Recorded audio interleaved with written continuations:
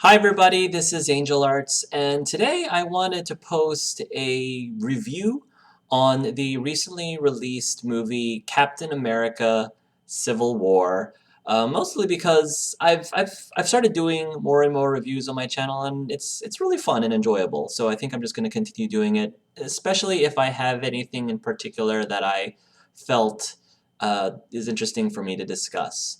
So I'm going to begin this review as spoiler-free as possible. I'll let you know when I start getting into the spoilery section of this review, but don't expect the spoiler-free section to be that long because a lot of the meat potatoes of this review is going to be analyzing and discussing the actual plot as well as each of the individual characters throughout this movie. So when I first left the theater after watching this movie, I watched it the night that it came out. My very first reaction was, if I were to tell somebody how I felt about the movie, my immediate thought was it had such an incredibly awesome middle. The middle of the movie was so strong. It was just so epic, which without giving anything away, that while I was watching it, I was a little worried as to whether or not they'd be able to maintain that momentum to push all the way through the end. And so if people who ask me how I felt about the movie, I would always say they had an extremely strong middle, and it was almost too strong because by comparison, the ending for me felt a bit anticlimactic, just by comparison. If it weren't for that really middle, then the ending I didn't think would have been that uh, anticlimactic. It's just, yeah. Story-wise, I loved the narrative a lot. I know many people are sick and tired of, I guess, reviewers comparing this movie with another recent superhero movie where you've got people who, are on the same side per se, but somehow they get into a conflict and start fighting each other. Um, I know that people kind of starting to hate that comparison, but for me as a viewer or a consumer of these superhero movies, I couldn't help but, feel that, I did enjoy this movie more. And, I don't like to say I don't like this movie just because I don't like this movie. I want to find out why. I want to analyze and figure out why specifically, specific examples, why I like this movie more than the other movie. So if you'll humor me, I felt that the reason why I enjoyed this movie more than the other movie in question is because I felt that they just did a lot of things right in terms of the actual conflict, because both movies are dealing with conflict amongst classical superheroes that should be working together, and yet they're kind of at each other in these films. And I just felt that the way that it was presented, the reasons why this conflict existed between these two groups, between these two factions, was very believable. It made a lot of sense to me.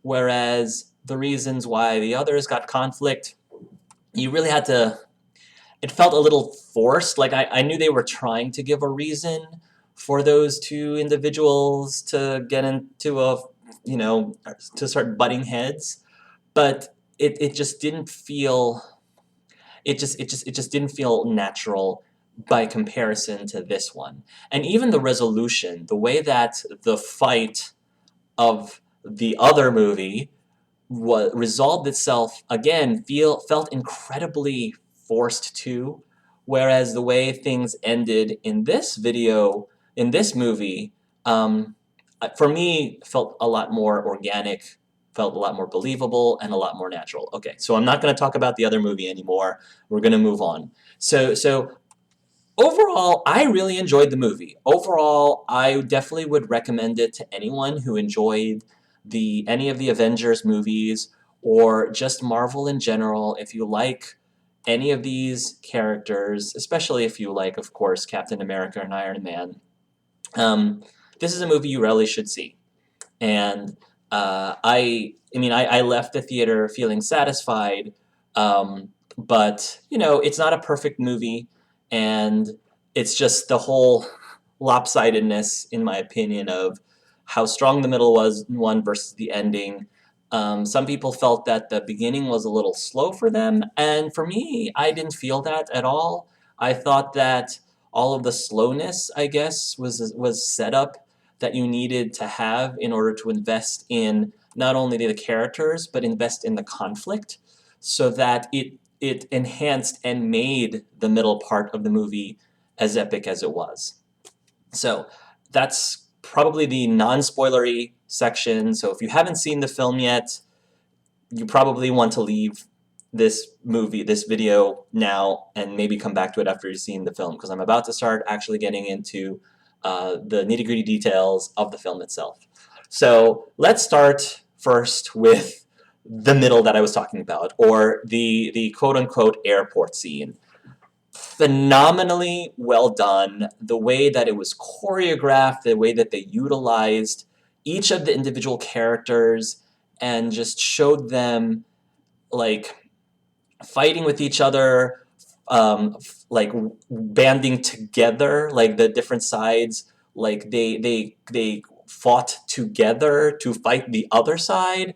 The way that that was all set up, and like the general feel of it was just amazing, and it lasted a lot longer than I anticipated it would. I didn't think that the overall fight between the two factions was going to be as rich as it was and full, but no, like I really felt like they delivered in this movie, and they did a great job of just showing what happens when this superhero ends up fighting this superhero, and like it's just the creativity and again the choreography I thought was amazingly beautifully well crafted, well weaved. They nailed it in my opinion. And one of my favorite parts of this movie is that even though these characters are, even though they are fighting each other, you can still tell that there is still a respect there. Like you can see that many of them, at least, do understand the other side is just trying to stand up for what they believe in and for their ideals and for what they think is right, just as much as they are. And I wouldn't say that there's like no hard feelings during this fight, but just the way that you saw of them interact with each other during this fight, even if they were in opposing sides, you could still see that respect. A very good example is when Black Widow and Hawkeye are fighting together. And if you've seen any of the Avenger movies, you know that Black Widow and Hawkeye, they are very close. They are very good, solid friends. And it just brought a big smile to my face, and it was such a breath of fresh air when Black Widow says that line, we're still friends after this, right? And then Hawkeye responds by saying, well, it depends on how hard you hit me. Like, as soon as they said that pretty much defined, the way, how these heroes saw each other. They weren't trying to, like, tear each other to pieces and kill them. There wasn't, like, any major vitriol or huge hard feelings with most of them. Now, obviously, Black Panther has his own, at least at that time, had his own strong feelings about certain characters on the other side. Iron Man, clearly, Tony Stark clearly had some very strong feelings, not only in the middle of the movie, but also in the end. But I mean, just in general, these people were just, fighting for what they believed in, and they respected each other during that fight. One of the really interesting personal things that I felt while watching this movie was that even though this was a Captain America movie. And even though I personally actually like Captain America as a character more than Iron Man. I like both characters a lot, don't get me wrong, and I like both of their movies. But if you were asked me to choose between who I favored more, it's definitely Captain America over Iron Man. Even despite all of that, I still found myself realistically ending up siding with Tony Stark's side. I don't necessarily agree with Tony's hard-headed, stubborn, and egotistical attitude with his side, but his at least faction and what they believe in does make more sense to me. I understand Steve's side of things too. Like that's what makes this whole conflict for me a very good conflict to have, is because I as a person can see both sides. I can see where each of them is coming from, and both of them are saying things that make perfect sense to me. And at the same time, I believe that either extreme is bad. I understand Steve saying that, you know, you don't want to completely take all of the power and all of the say out of the heroes, because at the end of the day, they're just trying to do what they need to do to help people, to protect people, yada yada yada. Tony says, um, there needs to be this accord so that there's limitations, so we just can't do anything that we want, because bad things happen when people just who are very powerful and godlike can do whatever they want. With great power comes with great responsibility and all of that, yada yada. Like, we've learned that a long time ago, and historically we have a lot of very horrible things that came about because powerful people were not given boundaries or didn't have enough checks to keep them in check. So I feel the reason why I am more on the Iron Man side of things personally is because I think that checks and balances are important. Yes, I understand that Captain America's intentions are good, and he believes that his team's intentions are good, but at the end of the day, they're, for the most part, are only human. But even those who are not human, I use the term only human loosely. People can um, fall from grace. It's happened many, many times. Heroes, sometimes do end up getting a little power hungry, a little full of themselves, a little stubborn, a little greedy, a little selfish. It happens all the time. It's human nature. There's that saying in another superhero movie where, good guys the heroes either dies soon enough to remain a hero, or they live long enough to eventually become the villain. And I think there is some truth to that. Um, because no matter what, there is always that danger that somebody within their ranks is going to go rogue. And, you need to be able to take in consideration that people's fears of that is a reasonable fear to have. When someone who has such is that much more powerful, like exponentially, are like gods among men, and if there is nothing that us mere mortals can do to keep them in check, that's frightening. That is very scary, and I think it's a reasonable fear to have, because if because if rules aren't put into place, then the superheroes, the heroes, can take advantage of the situation. And in an ideal world, we want to believe that heroes are going to stay heroes forever, and they're always going to be selfless, and they're always going to put others' needs um, above their own. But realistically, that doesn't always happen. And I understand why Tony believes that this, at least this accord, is important. Now, maybe some of I was a little disappointed in Steve because even if he didn't really like the accord, I felt like they could have attempted to negotiate the terms of the accord more. And I know maybe there was like no room for there was no room to wiggle around. But like realistically, it would have been nice to have been able to come to some sort of agreement that hopefully both parties can be satisfied with, or at least are willing to compromise with. But then if we did that, we wouldn't really have this whole movie then. So we kind of had to go with that. So again, it's super interesting that even though this is a Captain America movie, and I do like Captain America, I do like Steve more than I like Tony, I still am on Tony's side more, just because I guess I'm more of a lawful person, like versus lawful versus chaotic. Not that Steve is chaotic necessarily, but the checks and balances thing sounds like a really good idea. And on face value, I was kind of shocked that the two of them were on the sides that they were, because I consider Captain America to be more about law and more about rules and more about, boundaries. Like I was shocked that Steve wasn't on, the side of the accord.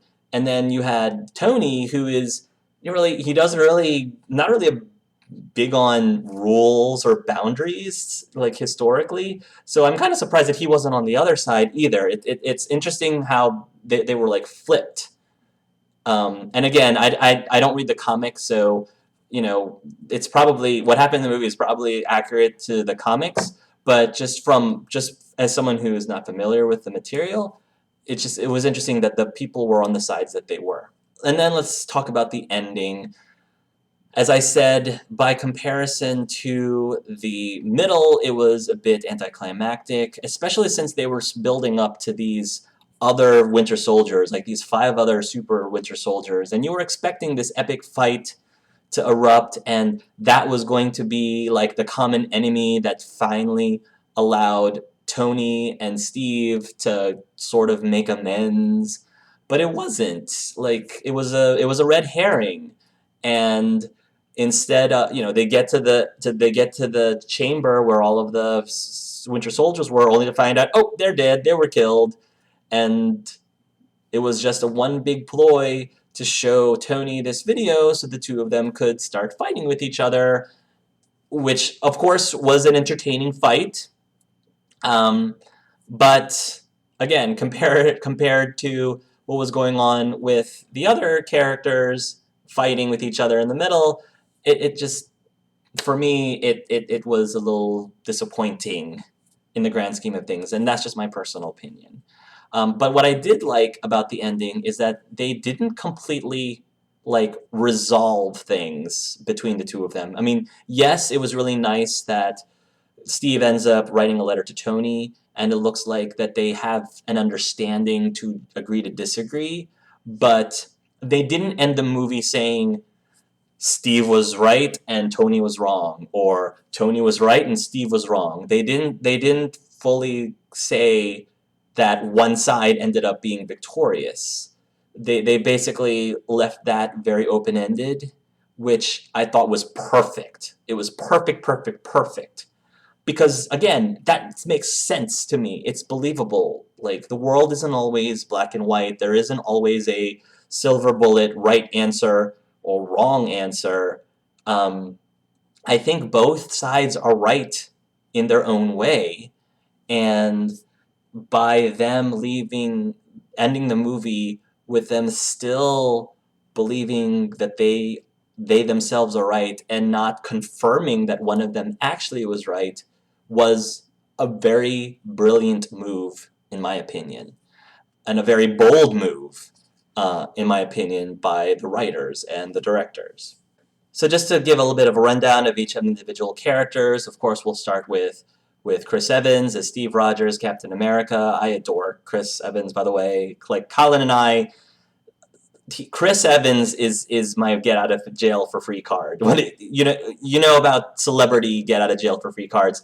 Chris Evans is mine. Colin, knows that. He actually, one of our Christmas gifts, last Christmas, he got me an autographed, two autographed photos of Chris, which I'm super super appreciative of. Thank you, honey.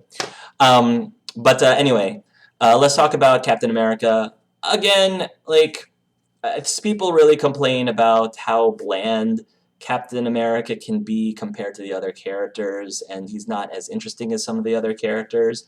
I just have a soft spot of the nice guy heroes. Like, I don't need my hero to be tormented all the time. I don't need my hero to have a dark past. I like the Boy Scout hero, and I know not everybody does. That's not always their thing. I don't. I, I don't mind watching the darker heroes like Batman, for example, but I'm too much of a happy, positive person that I prefer. I like my Captain America and I like my Superman. But I think that Steve's journey here was so well done opposite of Tony, because he basically found himself pretty much becoming a criminal in the eyes of not only his peers but to the world, and someone who again is considers I consider at least to be a bit of a Boy Scout is kind of being a little underhanded. And just watching him be in that position, he kind of did that a little bit in the Winter Soldier too, though. um, in my opinion, was a very enjoyable experience and a very enjoyable storyline. And Robert Downey Jr. again nails it as Tony. He always does. Um, Even though this is Captain America's movie, Tony still, I thought, drove his point across very well. I thought that he was able to communicate his side of things in a way that it made us question who we think is right and who we think is wrong. And the backstory about his family, his parents. It was nice that they were able to continue exploring Tony's character even more, even though his name is not on this movie, on this film title at least. Um, and just any progression with Tony Stark is great. Scarlett Johansson, Black Widow. She is easily one of my favorite characters amongst the Avengers like franchise.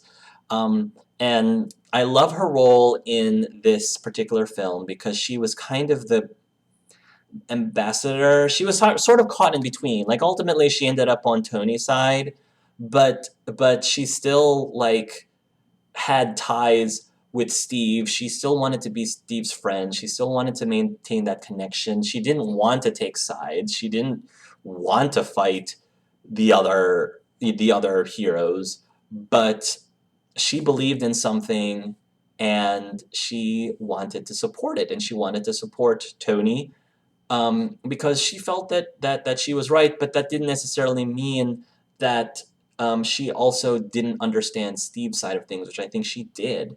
And so I liked her being that character that was caught between two people that she does care about. And I think and like me, I think she does care about Steve more than she does Tony, but from an ideal standpoint, she had to stand with what Tony's side was standing for and what they believed in.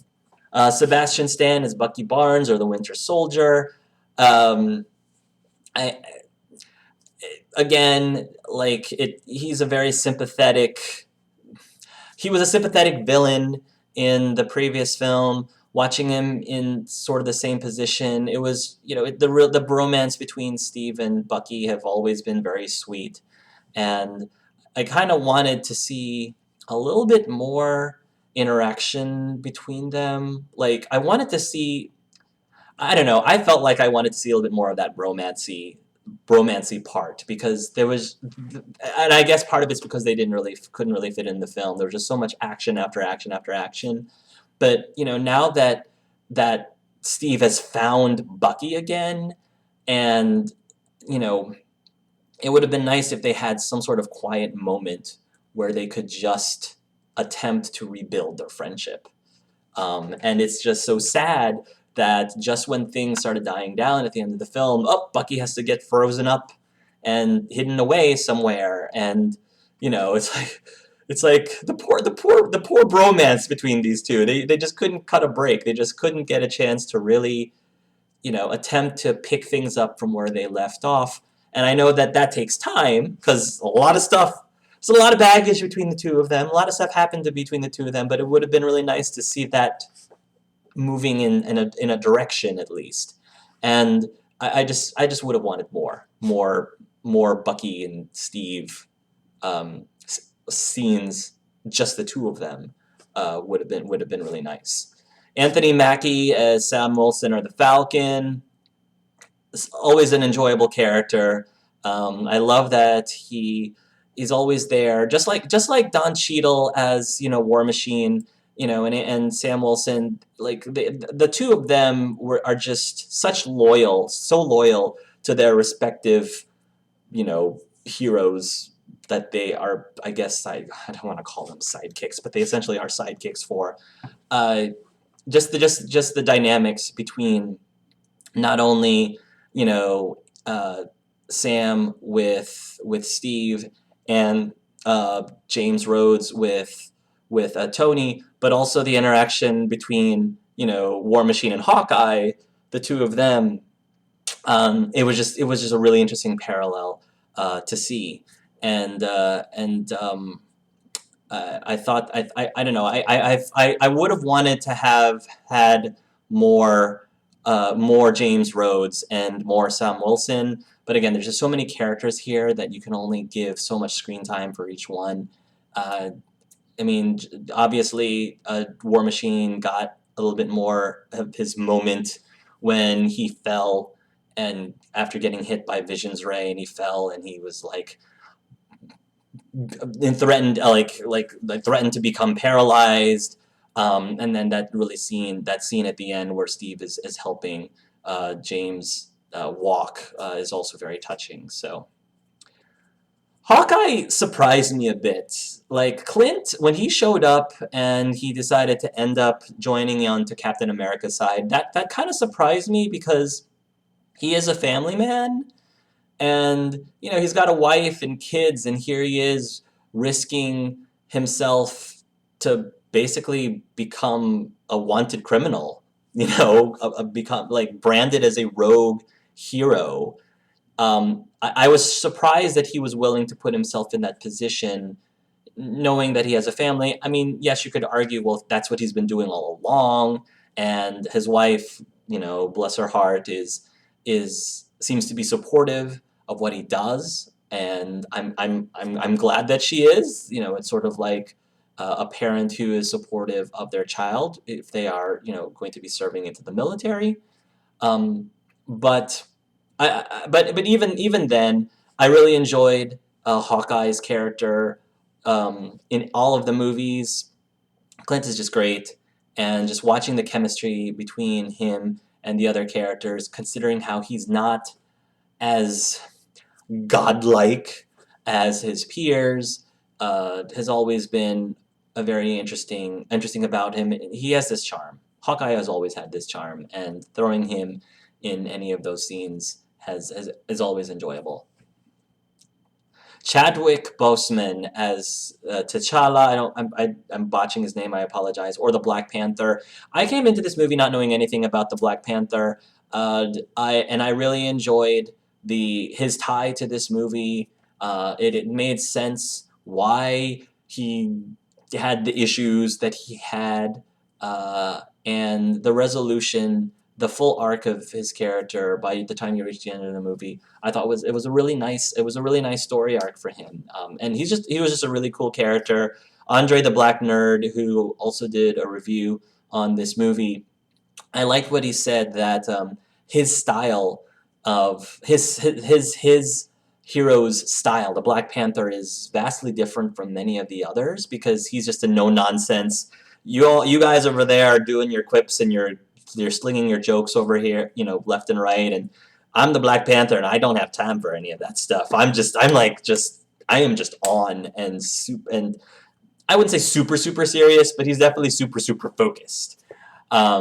And so I like that each of the individual characters, each of the individual heroes, the feel of them remains distinct throughout the course of the movie, because they're all so different and their personalities are so diverse and colorful that when you pit them against each other or put them in the same scene together, it's just really cool to see the chemistry amongst them. And again, the fact that Black Panther is so different from many of the other characters, totally different from other characters like, say, Spider-Man, personality wise, it's just really cool to see that chemistry. Paul Bettany is Vision. I guess I should talk about both Vision and Scarlet Witch together.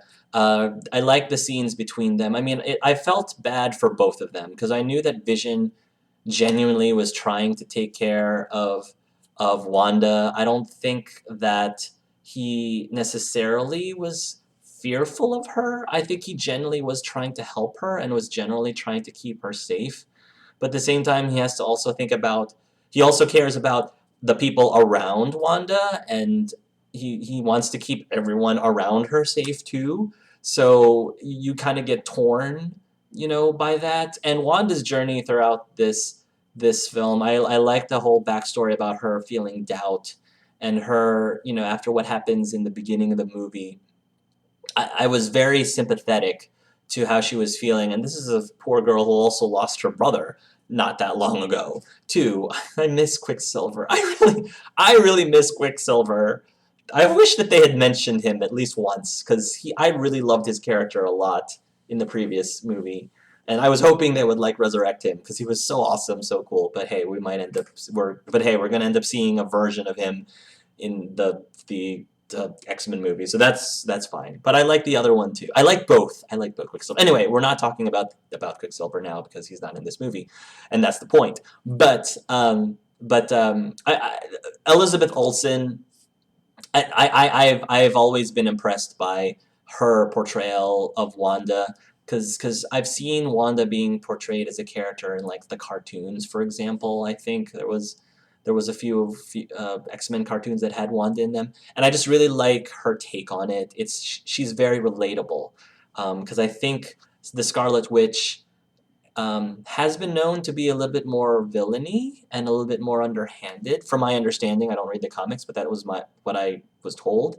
So just seeing her to be such a sympathetic character and a vulnerable character, despite how powerful she is really awesome.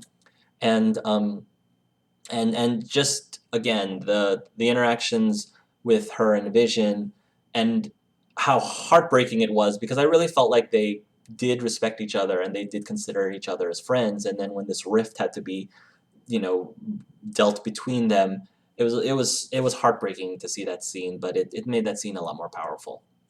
Paul Rudd, Scott Lang, Ant-Man. Okay, Paul Rudd as Ant-Man is my favorite character in this entire movie.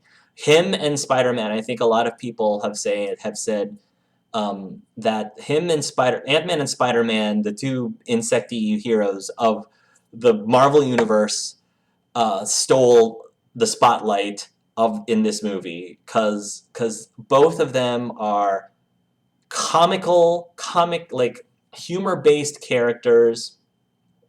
But if you watch the Ant-Man film, you need to. It's a lot of people went in having such low expectations going to the film, and then only to be pleasantly surprised by it. I loved Ant-Man. Paul Rudd as Scott Lang is gold. He nailed that role, and he continued to nail that role in this movie too.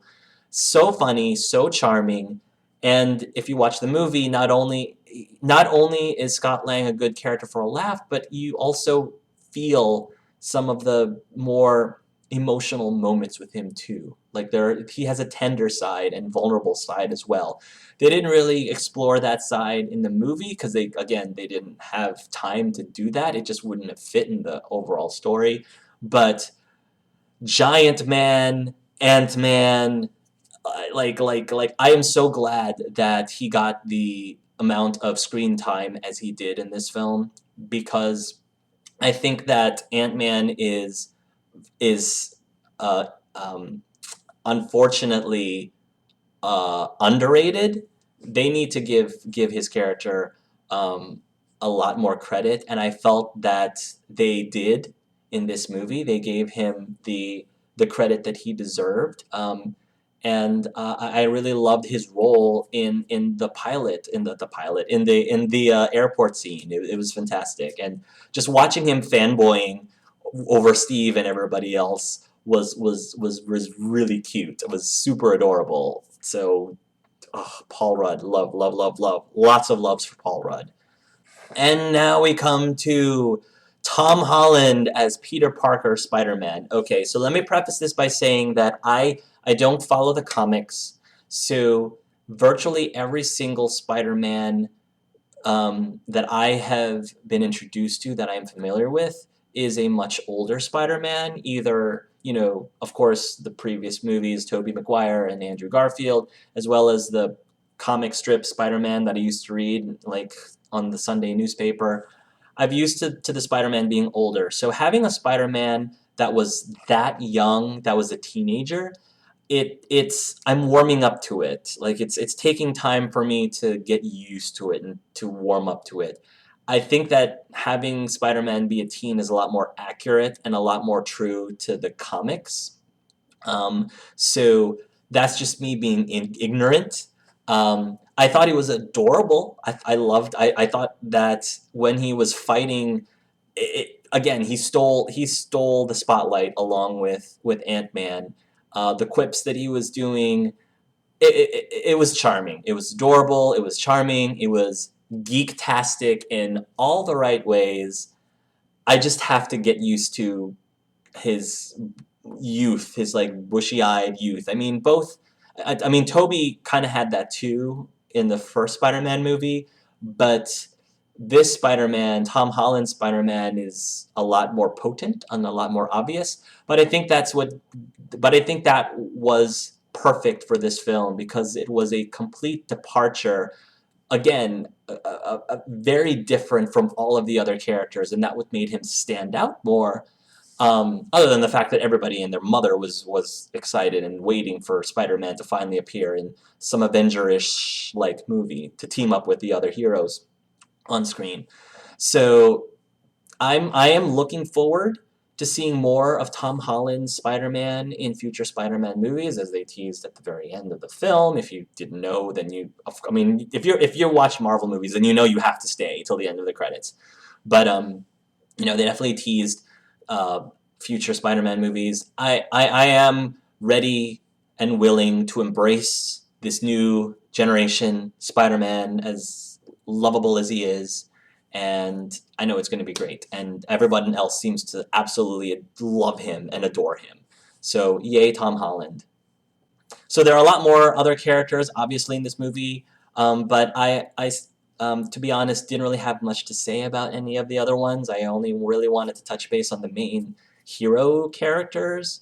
I mean, obviously, there's Sharon Carter, Agent 13. I don't really have much to say about her, except, it's cool that she was the niece, I think, of Steve's other love interest. I think the only thing I have to say about Sharon Carter character is that her ending up like having that kiss with Steve. I mean, everybody knew it was coming. I knew it was coming, and I wanted it to end up, being a thing. I just wished that they did a better job of leading up to that, of letting that relationship grow. I mean, I think that realistically, they have been, developing the relationship and the chemistry between each other off camera. It's just they couldn't fit it into, this film. But I don't know, because they didn't actually show that progression. That kiss did feel a little forced and a little odd, but I was willing to like let it go because it really wasn't that huge of a deal. It's just, I wanted to have a chance to actually visually see on camera the relationship of these two people grow and fully develop instead of just, oh yeah, we're gonna start kissing now. To me, that would have been a lot more satisfying. But I understand what they did, what they did. And then Zemo, Daniel Brühl is Zemo. Again, like I I thought that him being the villain and his reasons behind what he did and why he was doing it was believable. Again, with these type of movies, they'll always try to give each of the villains at least a somewhat understandable or sympathetic motive as to why that they do the things that they do. But outside of that, I don't read the comics. I don't know much about Zemo, so I don't really have much else to say about him. Anyway, those are my thoughts on this film. I hope that you guys found something that I talked about interesting or thought-provoking. And yeah, let me know what you guys think down in the comments below too. Which side, honestly, did you find yourself siding with and why? Because I think that that in and of itself is just a really interesting forum of discussion.